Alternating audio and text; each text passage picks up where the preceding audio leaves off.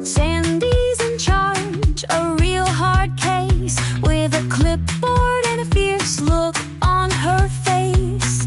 Godfrey's the assistant, slow on his feet. Mike fixes things while Jen's so sweet.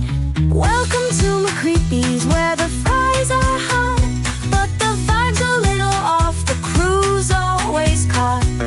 From grills to fryers, they work with care, but watch out, it's not your usual fare.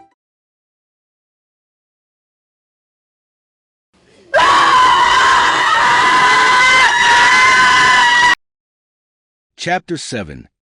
McCreepys was always a place of chaos, but nothing compared to the madness that ensued when Sandy decided to make it a 24-hour establishment.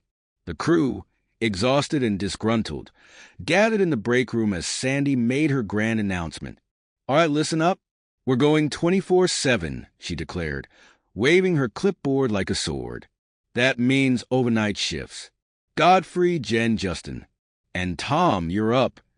Tom, the new hire, was a skinny 50-year-old man with a graying mustache and a McCreepy's hat that had seen better days. He nodded solemnly, knowing he'd drawn the short straw. The first overnight shift was painfully slow. The crew yawned their way through cleaning tasks and restocking. The air was thick with boredom until, like clockwork, at exactly 1 a.m., the doors burst open. A gang of zombie-like teenagers shuffled inside, their faces illuminated by the glow of their phones. "Welcome to McCreepys," Jen greeted, forcing a smile. The teens didn't respond. They simply stood in line, staring at their phones, and moments later, the mobile orders began rolling in. "They're all using the app," Justin whispered, his voice laced with unease. The teens collected their orders in eerie silence. Not a single word spoken, not a glance exchanged. As they left, one of them casually knocked over a chair, sending it clattering to the ground. They did the same thing the next night, and the night after that. "Sandy, we have to do something about this," Mike insisted the following morning. "They keep breaking stuff, and they're creepy as hell." Sandy scoffed. "They're paying customers, Bird. I will never turn away a paying customer." The crew exchanged uneasy glances. The police had been called, but every time the officers reviewed the security footage, the teens were nowhere to be seen. One fateful night, after another silent invasion, Tom had finally had enough.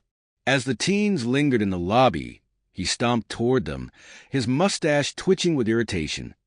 "All right, you little punks," Tom growled. "It's time to leave." One of the teens shoved him lightly, a twisted smirk playing on his lips. Tom squared his shoulders. "If you were my age, I'd bend you over my knee and spank you." The teens froze. Their blank eyes locked onto Tom, unblinking. From the shadows behind him, a much larger figure emerged. A hulking, rotting teenager with soulless eyes loomed over him. Before Tom could react, a sickening crack echoed through the lobby. Tom's lifeless body crumpled to the floor. Without a word, the teenagers lifted him and carried him out the door, disappearing into the woods beyond the parking lot. The next morning, Sandy arrived at the store, her usual scowl in place. She stormed into the break room, grumbling. Corporate called. "Apparently, if we're running 24 hours, I have to work an overnight shift." She slammed her clipboard down with a huff. "Forget it. We're done with this overnight nonsense.